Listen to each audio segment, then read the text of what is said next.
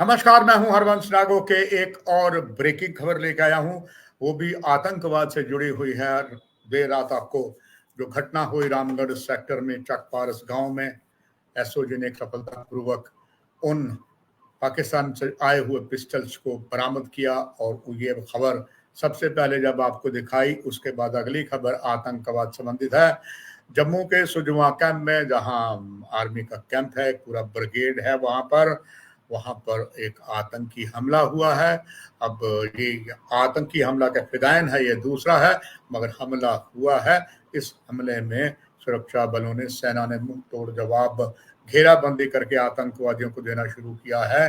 इस गोलीबारी में पहले जो आरंभिक रिपोर्ट है, सेना का एक जवान जो जिसे गोली लगी वो गंभीर रूप से घायल हो गया।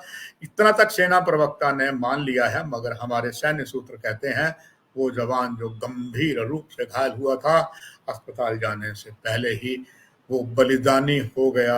आतंकवाद जो फैला हुआ है उसको विफल करने के लिए सेना की टुकड़ी और जम्मू कश्मीर पुलिस के साथ पैरा कमांडोज भी जो हैं, फर्स्ट पैरा के, वो भी तैयार हो गए हैं। हेलीकॉप्टर की सर्विसेज ले ली गई हैं, पूरे इलाके की घेराबंदी कर ली गई है। इस क्षेत्र में कुछ बहुत बड़े स्कूल भी हैं। जैसे ही ये खबर स्कूल की मैनेजमेंट को मिली, उन्होंने फौरन बच्चों की और सुरक्षा कर दी। साथ ही साथ कह दिया बच्चों के पेरेंट्स को कि वो अपने बच्चों को ले जाएं।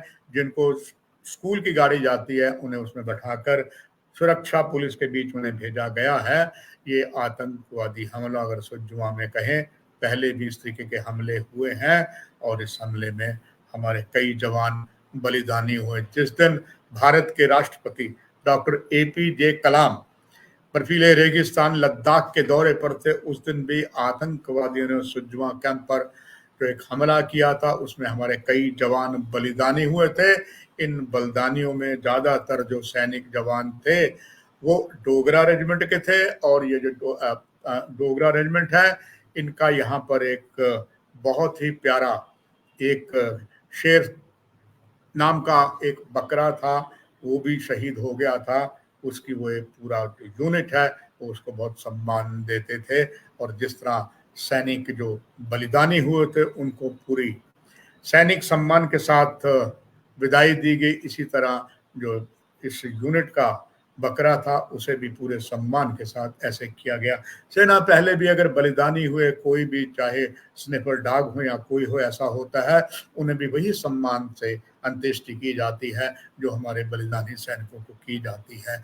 अब ये उधेड़ बुनना और सुरक्षा एजेंसियां इस बात को जोड़ रही हैं, खबर ले रही हैं कि रामगढ़ सेक्टर जो जिला सांबा में पड़ता है, सुजवा से लगभग 40 किलोमीटर की दूरी पर है, बिल्कुल अंतर्राष्ट्रीय सीमा के पास चक पारस गांव जो रामगढ़ सेक्टर में है। और रामगढ़ सेक्टर में इस चक पारस गांव के पास ही नंगा एक गांव है बहुत बड़ा, वहां पर भी पूरी बीएसएफ की टुकड़ी है। और गांव नंगा के बीच एक बहुत बड़ा टावर है जो पूरा लाहौर को देख सकता है अत्याधुनिक गैजेट के साथ।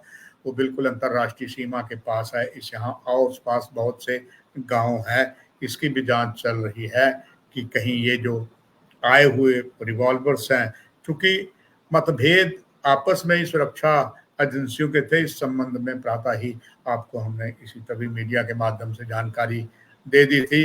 कुछ का कहना था एसओजी का या दूसरे का कि ये ड्रोन आए हैं, जबकि बीएसएफ और स्थानीय लोगों ने कहा था कि यहाँ ड्रोन नहीं। तो ये भाव अगर देखा जाए तो जो रिवॉल्वर्स आए हैं, तो इसका मतलब ये हुआ या तो सुरंग के रास्ते से आए हैं या सीमा पार करके आए हैं। स्वाभाविक बात, अगर सीमा पार करके आए हैं, कोई लेके आया है या सीमा के पास रखे गए हैं, फिर भी जो प्रश्न चिन्ह है वो बीएसएफ पर लग जाता है, क्योंकि अंतर्राष्ट्रीय सीमा जो जम्मू डिवीजन के जिला सांबा, जिला कठुआ, जिला जम्मू में है, जिसकी लंबाई लगभग 210 किलोमीटर लंबी है, वहां पर बीएसएफ की तैनाती है। और पीछे भी जो लगातार बारूदी सुरंगें बनी, आतंकवादी आए, केंद्रीय गृह मंत्रालय ने इसे गंभीरता से लेता हुआ तब वहां के जो डीजी थे या दूसरे का और स्पेशल ऑपरेशन डीजी थे, दोनों को बदल दिया था। उसकी जगह नए बीएसएफ के डीजी चौधरी साहब आए और वो भी दौरा लगा गए हैं। आज फिर एक प्रश्न चिन्ह आन खड़ा हुआ है और ये बात पूरी तरीके से प्रमाणित हो गई कि पाकिस्तान के नापाक इरादों में कोई कमी नहीं है। लगातार नापाक साजिशें हो रही हैं। भारत इस समय तो प्रजातंत्र को मजबूत करने के लिए जम्मू कश्मीर में 10 सालों के बाद होने वाले विधानसभा चुनाव जारी की प्रक्रिया में इस तरीके के जो हमले हो रहे हैं उसे और भी गंभीरता से लिया है, मगर हमले रुक नहीं रहे हैं। ये अभी तक का नवीनतम जानकारी है। जो और भी जानकारी आएगी प्रजातंत्र के चौथे प्रहरी का दायित्व निभाते हुए तभी मीडिया आपको बताता रहेगा। नमस्कार।